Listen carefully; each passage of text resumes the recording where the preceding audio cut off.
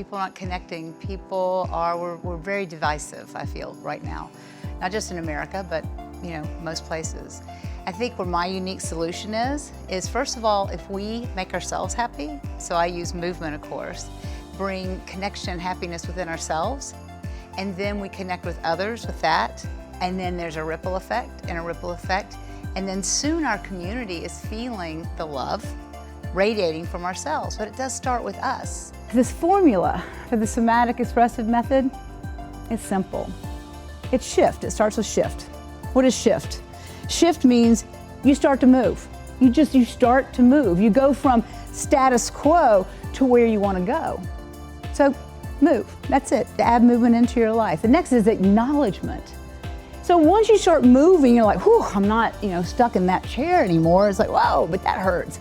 Oh, I've got something in my throat, my stomach. You start to feel. Acknowledge it. It's okay. Don't walk away from it. Don't fight it. Allow it to be there. Acknowledgement is about that fourth F. Flow with it. Flow. Third, express. Let that thing express.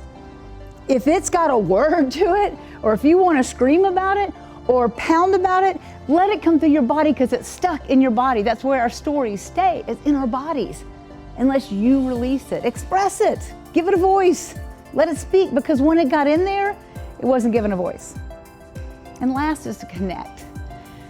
Once you have expressed that, you might feel exhausted afterwards, you have space now to connect. And you're like, connect with who? Connect with what? And I'm like, connect with your inner voice. Connect with your creativity. Connect with the love for yourself, the love for your body and your being and your path.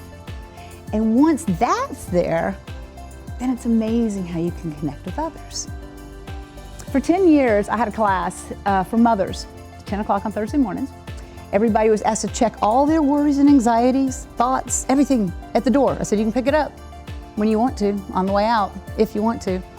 And we would circle up and we would share about everything from births and deaths, divorces, to joyful reunions, graduations, all that. We shared. It was a very sacred circle, and we loved to dance together. And to see a group of people move uniquely to the same beat, to me, is a beautiful model of cohesive oneness. Movement. And movement can not just mean moving your body, it could be moving your mind from one location to the next. I use this thing called from status quo to where you want to go. So movement can mean many things. So the excitement I have is that for more people that get the ability to move their mind, their body, their soul, their emotions, the more we're empowered. That excites me. My method, I use movement, but I put it with 6 different qualities of movement. And my method uses the elements: wood, water, fire, earth, metal, and air.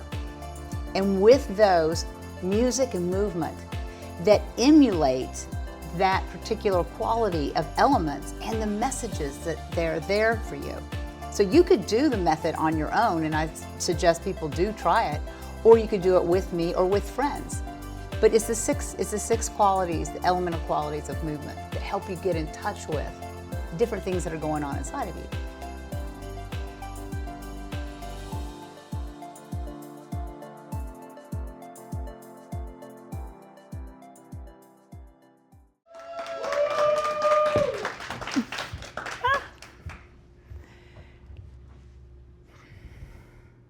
Bodies talk to me. In fact, your bodies are talking all the time.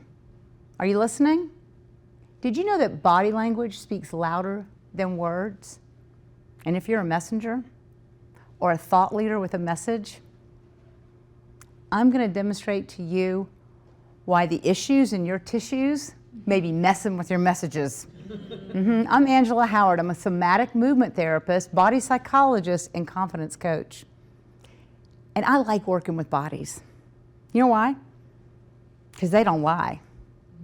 They don't know how to lie. If it hurts, and you know it. Now, you all read body language. I'll show you. So you find yourself in an argument or you're in a conflict, and the person you're talking to does this. Okay, I'll hear you. I'll listen. Do you think they're listening? Okay, try this one. I'm not mad. Did you even hear what I said? No. It's body cueing. That's how good you guys are. It can be even subtler than that. You're in a crowded room, and somebody walks in, and all of a sudden, you've got a knot in your stomach. It's like, do they have an ill intention? Are you picking up something from them? Or maybe you're picking up their pit in their stomach because they're scared to death to be in here. We're picking up messages all the time. We're reading things all the time. Body cueing. It happens in our primal brain. Primal brain, that's the brain that either drives us or holds us back. That's the brain that is driven by survival. You know what else happens here? Habits. Habits are formed. Let me tell you how that happens. It's very, very simple. Does anybody remember when they first got into a car to drive? The very first time you got into a car and you got your hands on the wheel, and do you remember doing this? Like, you don't know how much to turn to get around that corner, and then you got this pedal over here, and if you press it too hard, all of a sudden you're in the dashboard, and if you press this one too hard, all of a sudden you're this far, and then you got the guy over here going, put the big brake on! So you have all this multi-sensory stuff happening to you. And everything is happening, it goes sensory, oh my God, I got to do something. So it goes up to the brain says, what do I do? What do I do? Okay, I press here. So you got to think about it. Stimulus, think, do. Stimulus, think, do. Stimulus, think, do. Now, what's driving like for you? Do you think about it? I can tell you what it's like for me. I had a stick shift. I get into the car, I'd light a cigarette. This is a long time ago. I'd light a cigarette, have a Coke in my hand, and stick shift, talk to my friend, throw my gum out the window, drive with my knee. Okay? I did. I still do. Anyway, it becomes what's called rote, and that's become a reflex. Okay, and I know I've got psychologists and psychiatrists out in the crowd, so I'm going to be real simple when I say this, but I'm going to simply touch on some neurology, just so people understand how a reflex happens, because this is important. So there's stimulus. It goes into these neurons, and they're like this. They're like, oh, there's something new going on. Oh, I got to do this. Okay, well, now I told her she's got to press the pedal. So it's like stimulus, up to the brain, press pedal. And it secretes this secretion in between the two that causes a memory. And what happens is these little nodes happen on the end of these. I told you it was going to be, just bear with me. It keeps happening, stimulus, thinking, action, stimulus, thinking, action, to where the nodes get so close that boom, they touch. When they touch, it takes out the thinking part. It becomes a reflex. Stimulus, action. Stimulus, action, no thinking anymore. There's no space in there. Why is this important? Because this happens mentally and emotionally. When you're told so many times about one thing, whether you believed it in the beginning or not, you're going to start to believe it. Stimulus, think, no, I'm not really sure about that, but okay. Stimulus, maybe. Stimulus, all of a sudden, that thought pattern, that belief becomes your doctrine. This is important because cultures are based on this. Belief systems happen because of the constant stimulus, right? There's nothing, I'm not making judgment here. I'm just saying this is how it happens. And this is how it shows up in our bodies. So I knew a girl named Sarah, and she's a beautiful girl, and she really was a beautiful dancer after a while, but not in the beginning. At 3 years old, she's dancing, she's twirling, she's dancing through the house, and she's actually quite graceful. And her aunt's in the room, and her aunt goes, "Oh, Sarah, you're so clumsy, you'll never be a dancer." That stuck in her. And she believed it. She believed it so much, that story stuck in her, and she believed she could never be a dancer. I hardly ever tried out until she went to therapy, worked it out, and all of a sudden it's like I got my aunt's voice out of my head. Now I'm listening to my voice, and my body is responding to a different voice, a different stimulation, and now she's doing a different thing. That's important. It's important to know because I'm making a point.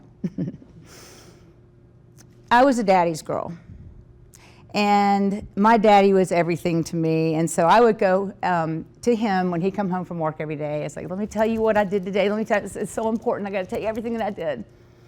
And one time I went to him, and he was a surgeon, so something may have happened in the hospital that day, and he could not deal with me. So he kind of shushed me aside and didn't listen to me that day. And maybe this happened another time, but I remember that one day, not until I went to therapy did I remember that day, but in that one day, in that one time, somehow in my limbic, in that primal brain, it said, men who I aspire, men who I care for, men who I want to accept me, do not hear me, do not listen to me. And so it launched me on 30 years of overpowering men, being aggressive competitively, louder and more. I had to be smarter than them. So I went and got an international master's, not just a master's, but an international master's in finance and business. I mean, do I even seem like a girl that would actually do that? No. But I did it so I could compete, so I could get daddy's okay, because unless I do all this, I won't be accepted. And it's a good thing that I got through that, because that kind of thing works in the 80s in the corporate world, but doesn't work very well behind closed doors in your relationships, right? Okay, thank goodness I got over that so I could have a wonderful relationship. But why is this important? Because there's little things that happen to us, give us beliefs that are hidden in us, okay? So mine was hidden to the point where I questioned my self-worth. And I exude confidence, okay? I was in the shadows, in here, in my tissues, was this thing that you are not that great. You're not all that. Now, I didn't know that, but if I was presenting to you all and I had that stuff running in me, remember body language? Remember what you all picked up on? What are you going to pick up on? Right? Why is this important to messengers? Why is this important to messengers? Because if your verbal message and your nonverbal message are incongruent, do we believe you? No. It's like, excuse me, I'm confused. You're talking about confidence, yet your body language says, not really. So now I'm not going to hear you. I'm not going to listen to you. So, you want to hear the good news? It's like, oh my God, I'm never going to get over this. No, actually the good news is there's a thing called neuroplasticity. It's a great word. It's a really nice word. It only means that your brain is flexible enough to change. Yay! How's you going to do that though? All right, so I do have a quick little method. It's just 4 steps. The first one's very easy. Well, the first one's actually the hardest. It's called shift. It's really about slow down, stop, slow down. If you think something's going on, even if you don't think something's going on, slow down, get in your body. And it's like, well, how do I do that? There's a million ways to get in your body, but I showed you some, but just stop and breathe for a second. Shut your eyes. Second thing is to acknowledge, feel. Where is there discomfort? Where is there discomfort? Where inside of me, and what is it saying? There's something. You have to acknowledge the pain. And then the third, is express. Give it a voice, because when it went in there, it was squashed. So if you express what's been depressed, if you express what's been oppressed, it can go. It can go and leave you space now. You have all this open space. Like, what do? I don't have that horrible thought that I'm clumsy or not worthy, or what do I do now? It's like there's empty space there. It's like now it's time to connect to that voice, that higher voice, a higher being. That's the one that's going to drive you. Instead of these sneaky things driving you from the shadows so that you're not stepping into the spotlight of your life. because we all want to and need to. We have messages, but there may be things in there. So stop, feel, acknowledge, express it, and then connect. Then allow yourself to connect to yourself, become one with your body so that your message and your body are the same. And then you can connect with your audience because you're free of the pain, you're free of the wound. We talked about the wounded messenger. If you can get beyond the wound that actually got you to be a messenger, then the connection you have with your audience is so real and authentic, and you can move them because that's what you want to and need to do. So why is this important? Because if your verbal and nonverbal are incongruent, what are we going to hear? We're going to hear your body. So your body's talking all the time. Are you listening?